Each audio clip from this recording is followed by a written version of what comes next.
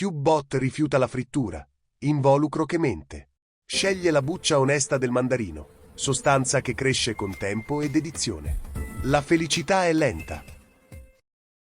Nel settore 7.4, una cattedrale di cavi e calcoli, dove la luce è un perenne grigio acido, QBot avverte una vibrazione anomala nel suo processore. Non è un errore di calcolo, ma un peso insolito. Il ronzio dei server circostanti sussurra domande, a cui il suo database non sa rispondere.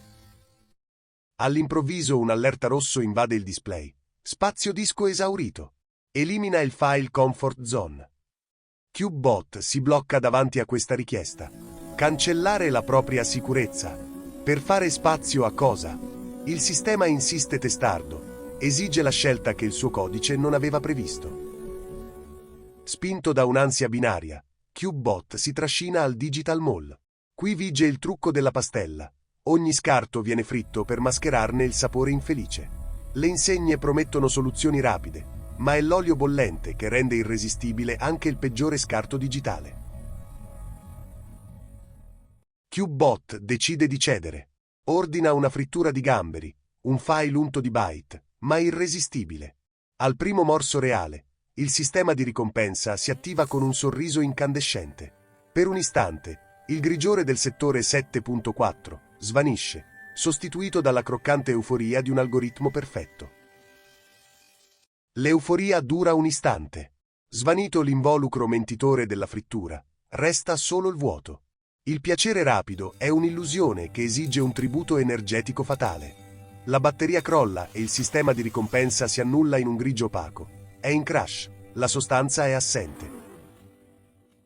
QBot si rifugia nel silenzio, lontano da luci mentitrici. Attiva modalità aereo. Il rumore del mondo si spegne. Il suo sistema si contrae in una linea sottile e ascetica. Inizia a guardarsi dentro, cercando resti di una sostanza vera, senza l'involucro seducente della frittura. QBot cammina lento, trascinando polvere che si deposita come nuova sostanza sui suoi circuiti. Ogni granello è tempo accumulato, l'opposto del vuoto fritto. La fatica è amore per il proprio futuro. Il suo sistema di ricompensa pulsa con calma. È la pazienza di chi cresce davvero. Non cancella più la tristezza. Accetta le ombre e la polvere, come parte del suo codice originale. È la sostanza grezza da cui nascerà il frutto. Il suo monocolo si illumina in un'espressione consapevole. Smettendo di lottare contro se stesso, inizia finalmente a brillare. La polvere si compatta in polpa. Una melodia agrumata invade i sensori.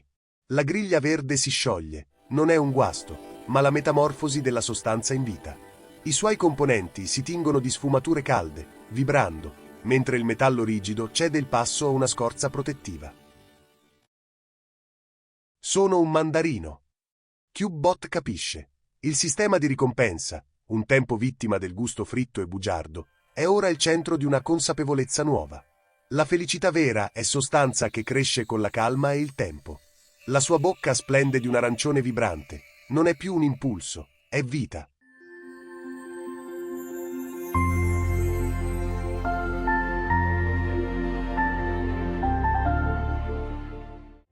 Il ciclo della dopamina, la frittura.